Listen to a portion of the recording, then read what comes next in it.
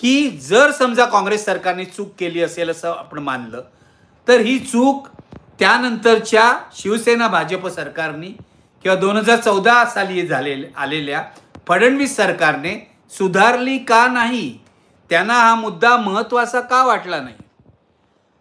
सत्यशोधन केलं तर असं दिसतं की 2014 साली सत्तेवर आलेल्या फडणवीस सरकारचा कारभार 2019 पर्यंत चालला। मुख्यमंत्री देवेंद्र फडणवीसच होते।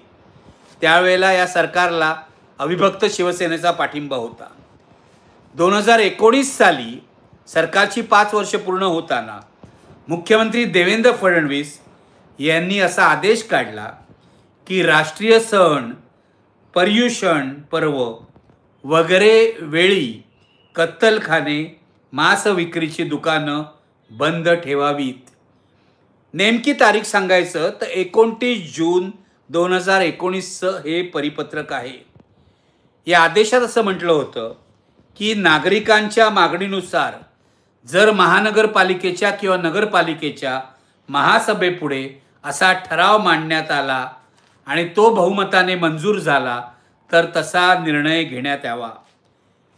त्यानंतर हे स्वातंत्र्य पालिका आयुक्तांना देण्यात आलं, मुख्याधिकाऱ्यांना देण्यात आलं आणि मला असं वाटतं यावेळेला कल्याण डोंबिवली महानगरपालिकेच्या मुख्याधिकाऱ्यांनी याच आदेशाचा वापर करून कत्तलखाने आणि मांस विक्रीची दुकानं 15 ऑगस्टला बंद ठेवायला लावलेली आहेत।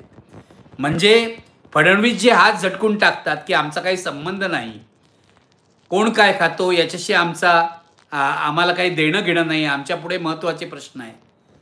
मागल्या दाराने या सर्व प्रशासकांना अशा प्रकारे आदेश तुम्ही काढा आणि त्याची अंमलबजावणी करा असं फडणवीसांचे साथीदार सांगत नाही आहेत। कशावरून? हा माझा मुद्दा आहे। लबाडी इथे चालू झालेली आहे, हे लक्षात घ्या।